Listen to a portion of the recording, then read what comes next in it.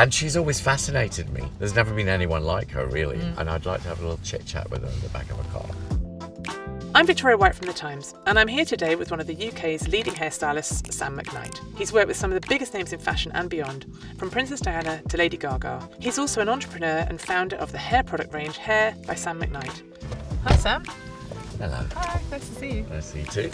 We're here today to find out how he juggles all of this with a busy social life in his hometown of London, and most importantly, how Blacklane chauffeur-driven cars will help him get around this summer.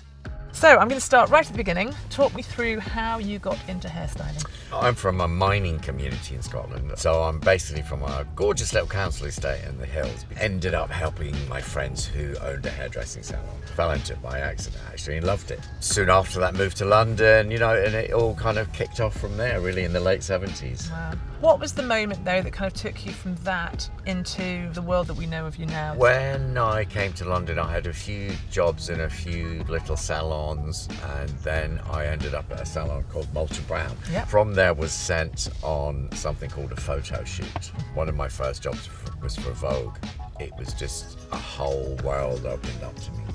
Can you talk me through a couple of your highlights? I moved to New York, 82. I was there for the birth of the supermodel phenomenon. And then how did you end up coming home then after all that? During that period, 1990, I had started to cut Princess Diana's hair. By the end of the 90s, I'm going to change my base from New York to London because something was happening in London again. I've always been a traveller and I've always liked to go where the buzz is, You were talking about Princess Diana. You must get asked all the time, what was she like? She was good fun. She was a very well brought up young lady. Met her on a Vogue shoot and I cut her hair off really short that day. Yeah, luckily it worked out. Yeah, she obviously liked it.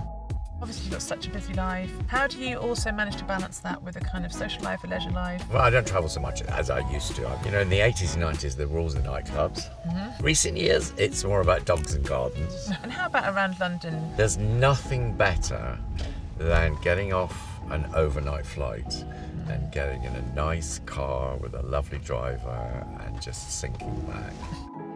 If you had a chauffeur-driven car for the day and you could go anywhere in London, which 3 places do you think you might choose to go?